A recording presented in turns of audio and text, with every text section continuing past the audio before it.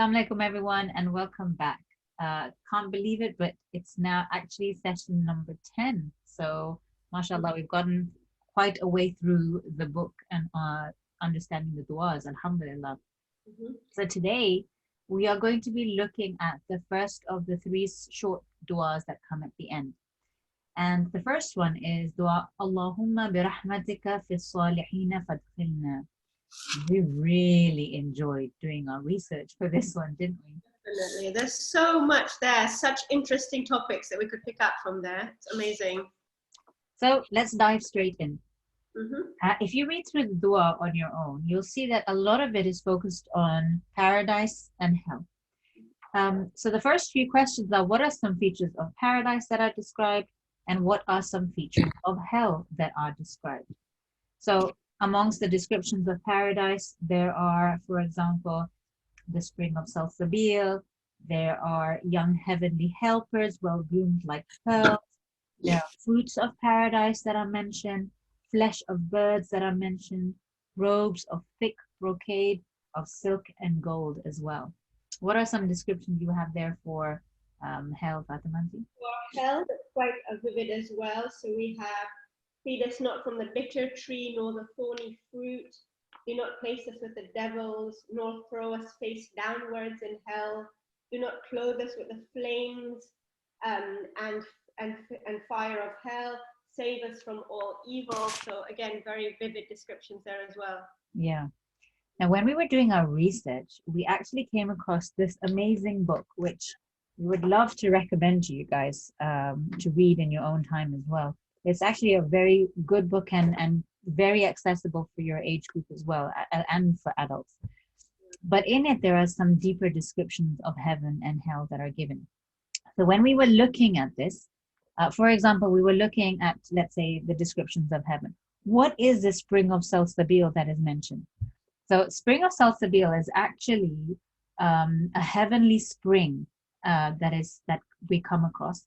And it's supposed to be like a heavenly drink with some ginger in it.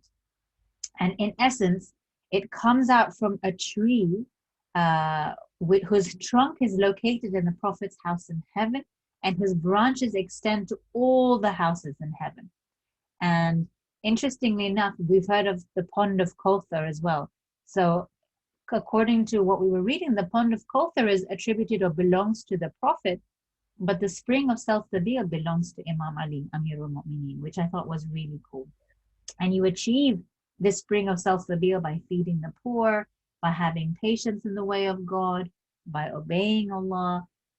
So, you know, these things that we are told to do in our everyday life will allow us to achieve this spring of Salsabil.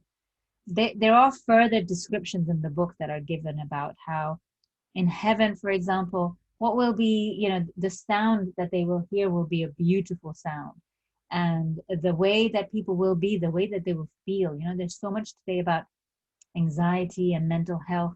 Over there, the mental state of in heaven will be just of ease and of calmness and of peace. And even the descriptions that were given of the light and the angels that will come, that, you know, as you enter heaven, for example, there will be an announcement made that so and so is entering heaven, and angels will come and meet you. And it's so vivid and visual. It's pretty amazing. Yeah, it was lovely to hear about that. Yeah. And then I had to focus on hell, which was harder. Okay. So the thing that we picked up on is feed us not from the bitter tree nor the thorny fruit. Now the bitter tree is referred to the tree of Zaqqum, and the fruit of that tree is going to be the worst of any kind. But the impression we got is that life in hell will be life. There will be people there who will be living in, you know, in villages, in horrible places, and they will be hungry, and then they will look, and there will be nothing apart from this tree that they will search for. And the fruit of this tree, the heads are like the shapes of demons, which will infuse fear in people. And Quran says also that once you eat that fruit, it will ferment and it will boil in your tummies. And because of the dire hunger, they will keep on wanting to eat this, and they will eat this. And once they have eaten this, they will be hungrier and thirstier. And the only drink that will be available is the drink from this fruit, which will be boiling water. And so it will add to their distress and add to their, pain and hurt. And it's just reading about it was just unbelievably, terrible. And just, it made me shiver as well, just thinking about it.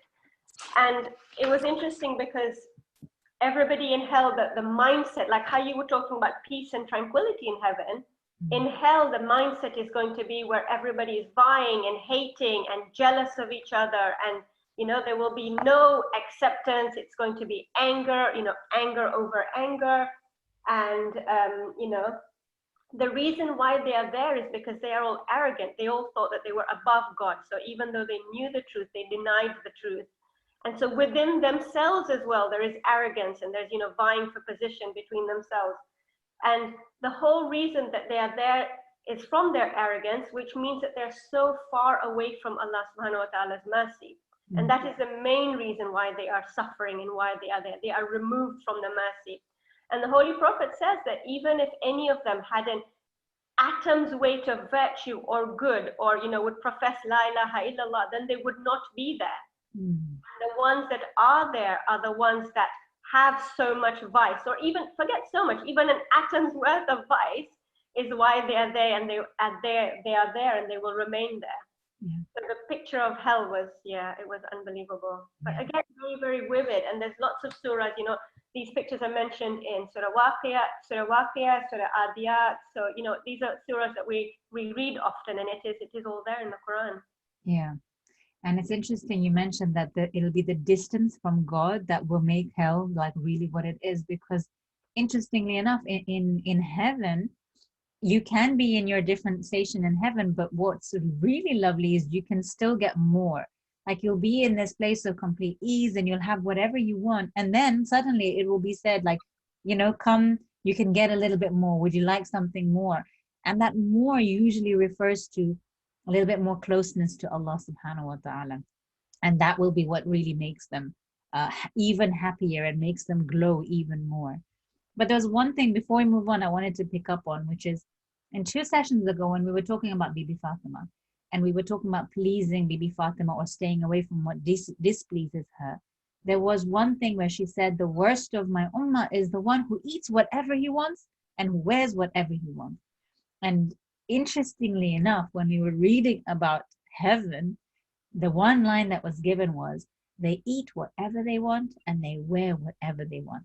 And this juxtaposition, basically, if you do what Allah wants us, if you are able to control yourself or, control your appetite or your desires in this world, in the heavens, then everything will be open for you. And we're going to touch a little bit more on that in a little bit. So we go on to ask, well, why do we think such details about the hereafter are given to us, right? And if we think about the way that we have this vivid imagination within us, within our minds, our capabilities to think and visualize is really, really strong. And through this power of visualization and imagination, paradise or hell can feel really, really real to us. And when we can relate to it in such vivid ways, then we have that desire, right, to obtain it or to stay away from it. So it awakens in us this wanting and this motivation to actually do whatever is necessary to get that or to stay away from that. But even in the description itself, we are limited in our understanding. So Allah has tried to make it as relatable to us as possible, but we also need to understand that actually our understanding of this is limited. And the example given is, if you ask a fetus in the womb to describe the world after, it won't be able to understand. Like if you tell a fetus, well, you'll have fingers and you'll have toes and you'll be able to chew with your teeth and there'll be green leaves, it won't be able to understand in the way that once they have been born and grown up that they will. So whereas we have been given these descriptions, we also need to remember that our understanding is limited, and that we can't fully comprehend the true intricacies of heaven and hell, can we? But I feel like this is Allah's mercy as well. His description, He wants to kind of attract us with all our senses. So the sights and the sounds and the tangible and how you will feel. He's really gone all out to try and explain it to us in our terms, out of His love and mercy. A bit like how we would do with our children. Like we try and really come down to their level so that they would understand it. But in effect, we know that the truth is a lot more. And I think that's exactly how Allah has done it. It's beautiful, he's tried as hard as he can so that we can understand it. We want it, we stay away from what we don't want, but actually, what you're going to get there is going to be completely mind-boggling. Yeah, and one simple analogy to try and show this is, we've been told rivers of milk and honey, right? But the rivers of fresh milk in heaven are not that which comes from the udders of cows, for example. Or the rivers of honey are not that which comes from the bellies of bees. So we are given these descriptions, but it is not what we, the literal meaning of what we think it's going to be. It's going to be so much more. Yeah. So now that we have envisioned it so clearly, or as relatable as we can, and we have these details, hopefully we're motivated to attain heaven and stay away from hell. The key question is here, how can we do this? To understand how we can obtain paradise and stay away from hell, we have to understand that what exactly is paradise and hell. Is it some faraway thing that, eventually we're going to get to? Or is it something completely unrelated? And actually what we see is it's not unrelated. Every experience that is encountered is governed by our inner state. So heaven and hell are like magical realms in which things that stem from our minds and bodies and souls are embodied in an external existence. Yeah. It's a lot of, it's going to be a product of what we have earned, a product of what we have done. And I think the Quran touches upon this a lot, that Allah says He will inform us. That word inform comes up quite often. So He will show us and He will let us know what we earned is now, this is the meaning of what you did, and this is what you will get. And that goes for both good and bad. Yeah. You gave an analogy of a bridge, didn't you? Because one thing we found really interesting was that actually it's like we're standing on a bridge. We have a spot reserved for us in paradise, and we have a spot reserved for us in hell. Where we choose to go is up to us. And actually next session, we're going to talk about our free will and our destiny and decree. But what our actions will do will determine whether we take the paradise place or the hell place. And when there's a beautiful description that when, in paradise, when we see where we are and what we could have had, or what we could have been in the lower states of hell, but we're not, if we could die in the hereafter, we would die of happiness. And likewise, if we're in hell and we see what's around us and we see what we could have had, if we could die, we would die of sadness and regret. Remorse, like deep regret. I know there's a visual image of people putting their fists in their mouth with regret, like if only I could have done it differently, because literally everything that we do here is what we're going to get over there. Yeah. So our actions have an apparent effect that we can see in this world, perhaps, but they also have a hidden effect, which is beyond our ability to see. And sometimes they are congruent. So sometimes we may give charity, for example, and we feel good when we give this charity, but also it has this amazing effect in heaven for us. But sometimes they're not. Sometimes it may be like, for example, the struggle of fasting. The apparent effect is, oh my God, my breath stinks, my stomach is grumbling, I'm feeling cranky. But we have no idea what the beautiful apparent effect is. And likewise, when things are made haram for us, sometimes we may get like an apparent short-term pleasure from it, but the apparent negative effect that it has on us is huge, but we don't even realize it. So we need to understand that Allah has given us our wajibat and our mustahabat for a reason, and asked us to stay away from the things that are haram or makruh. Sometimes we may understand it, sometimes we may not understand it. But either way, we should know that it's for our benefit, both in this world and in the hereafter. Our soul benefits from it. I think that's a really important point that, sometimes we don't understand it. Sometimes we don't fully understand the complexities of why can't I do this? Yeah. We are limited beings and we don't. But to know that Allah has whatever He has ordained it, whatever He has kept for us, haram and halal, is for a reason. And if you do follow it, then you will reap the benefit, even if it is tricky and if it is difficult in this world.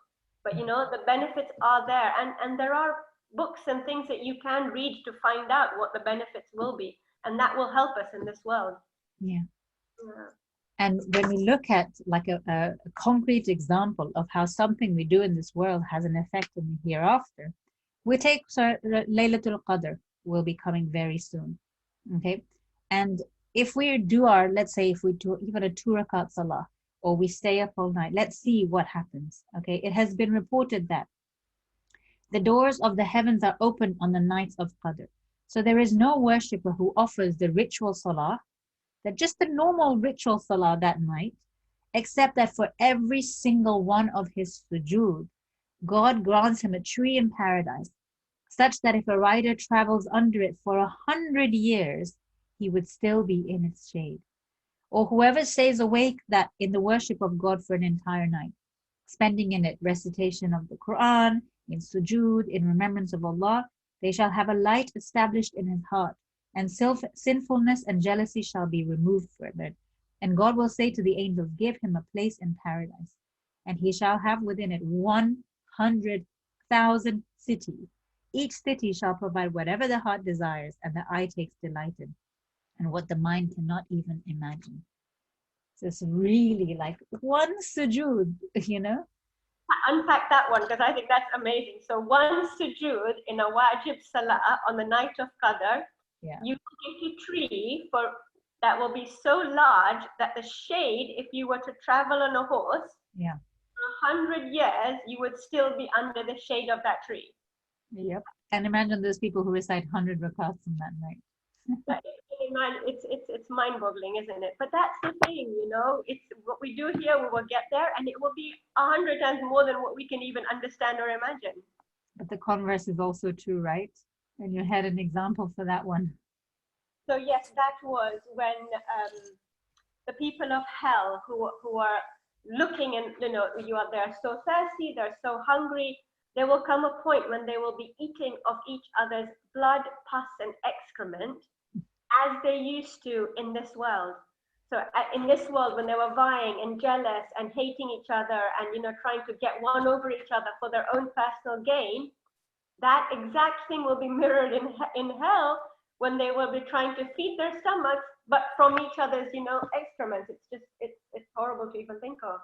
It'll be a physical manifestation of these spiritual states that we have, these spiritual traits that we have, which basically makes us realize that we need to work on ourselves. We need to work on what are our traits that we might be seeing in the hereafter. How can we use our time now while we have the opportunity to change before it's too late? And it's not even just that, we'll have the rest of our life, because we don't know when we're going to die. But also it gets harder to change the more we grow. Yeah. Really important at a young age to think about, what are you inclined towards? What are your values? What's important to you from now?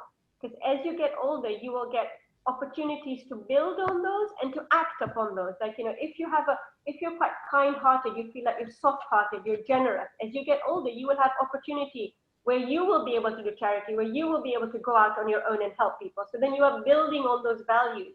Yeah. But at a young age, I feel like you really need to think about, what is important to me now, or stop and think, especially on the nights of Laylatul Qadr, what kind of a person am I becoming? Am I happy with all my traits? But until we actually think about what we are, sometimes the years just pass, and then like you said, our personality really becomes firm, and then it's hard to change, isn't it?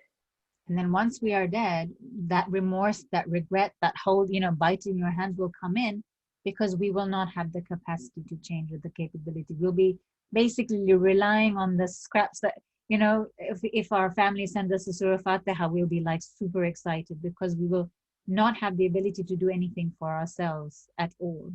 I think what you touched upon is that we think that, you know, oh, when we'll get older, we'll do this, we'll think about this, but nobody knows. You don't know if you're going to be there the next, you know, next Maya Ramadan or not, especially with everything that's going around in the world. There's so much uncertainty. Nobody knows. So, you know, this year is the year. We have to think like that, you know. We can't keep on waiting for next year or when we're older. Yeah. And the last point we just want to finish off on, which we found really interesting, was that, oh, you know, the hereafter, as you know, we can see, it's the manifestation of our action, and it's already been created. It's not something that will be created. It's already created now. And the Prophet, you know, went to visit like the levels of heaven, for example, during Mi'raj. But we will not actually see it or go into this here, the heaven and hell that we are being described, until after the day of judgment. Anything that, you know, we have some spiritual Gnostics or Arifs who have visions of heaven or hell. Like there's a book called Journey to the Unseen, which describes Barzakh, for example. These are just the temporal. So Barzakh, the intermediary stage, is a temporal stage, is temporary, and others are just visions. But the actual heaven and hell, although it is created now, we will only really see it or go into it and know more about it in the hereafter, after the day of judgment. So I thought that was just an interesting point. Yeah, I hope you found this discussion interesting, because we really found it. Yeah. Completely highly recommend this book. It is such an easy read. Yeah. You know, the contents, even if you want to just pick out bits that you want, it's just really, really good. And, you know, I'm sure once you see it, you will all want to literally dive into it. So yeah, it's available. All right, take care, everyone. Khudafis. Hafiz.